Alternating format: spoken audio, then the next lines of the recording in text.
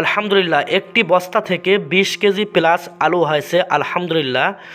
আপনারা দেখতেছেন যে একটা ছিঁড়া বস্তায় মাটি ভরাট করানো হয়েছে। মাটি ভরাট করার পর একটি আলুর বীজ রোপণ করা হয়েছে। আমাদের গ্রাম অঞ্চলে এই আলুকে পোড়া আলু বলে থাকে।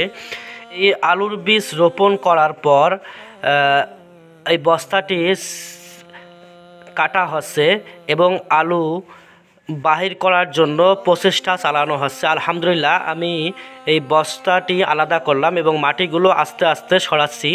দেখতেছেন যে আলুর অংশ দেখা যাচ্ছে। আলহামদুলিল্লাহ অনেক বড় আলু।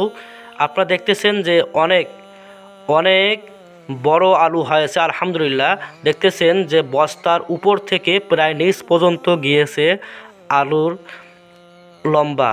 আলহামদুলিল্লাহ দেখতেছেন যে দেখা যাচ্ছে আলুর অংশ এবং দেখতে থাকুন।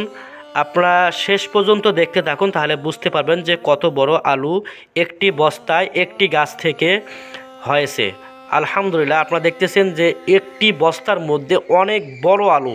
আলহামদুলিল্লাহ এই আলুর ওজন 20 কেজি প্লাস হয়েছে। আলহামদুলিল্লাহ আপনারা এভাবেই আপনাদের বাড়ির পরিত্যক্ত জায়গাগুলোতে ছিঁড়া ফাড়া বস্তায় অথবা ভালো বস্তায় আপনারা মাটি ভরাট করে আপনারা এইভাবে আলুর বীজ রোপণ করে অনেক লাভবান হতে পারবেন।